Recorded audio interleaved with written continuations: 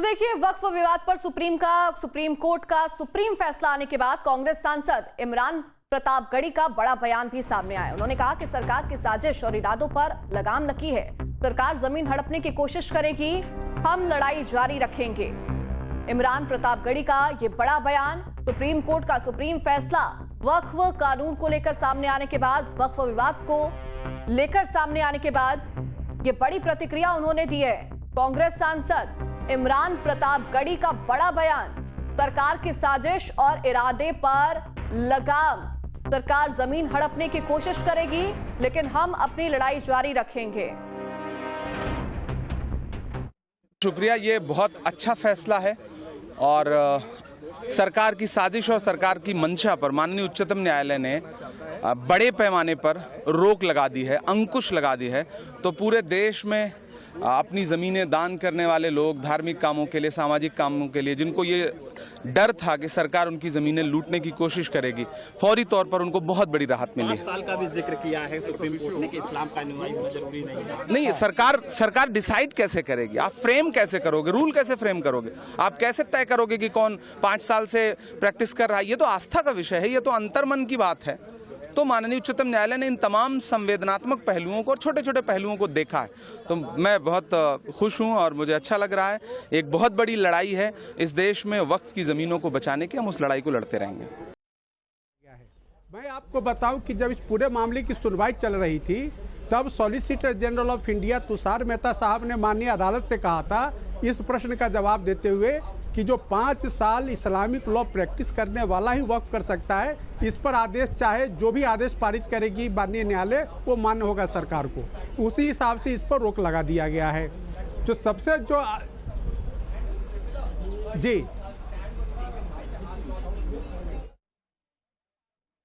तो देखिए, supreme court का यह फैसला वक्फ विवाद को लेकर सामने आए हैं।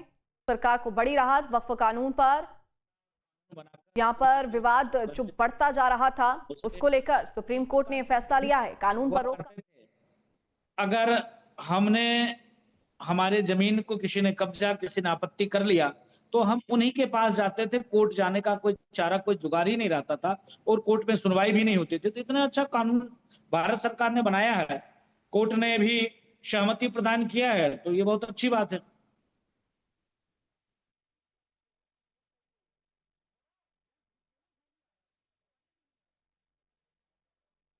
देखिए, वक्फ कानून पर सुप्रीम कोर्ट ने जो आज सुनवाई करते हुए जो फैसला सुनाया है, चूंकि यहाँ पर मैराथन सुनवाई सुप्रीम कोर्ट के लगातार इसको लेकर जारी थी और अब इसको लेकर यह फैसला सामने आ चुका है, जिसमें सुप्रीम कोर्ट ने साफ कहा है कि बोर्ड में अधिकतम 3 गैर मुस्लिम सदस्य ही हो सकते हैं, यानी 11 में से बहुमत मुस्लिम समुदाय से होनी चाहिए। साथ ही ये भी सुप्रीम कोर्ट ने साफ कहा कि जहां तक संभव हो, बोर्ड का मुख्य कार्यकारी अधिकारी यानी कि CEO मुस्लिम हो। का काम कानून बनाने का है और न्यायालय का काम अगरचे उस पर रोक लगाना नहीं, लेकिन उसकी संवैधानिकताओं पर, बहुत सी धाराओं पर फैसला लेने का कि ये कानून संविधान के मुताबिक है या नहीं, इस सब चीज पर होता है।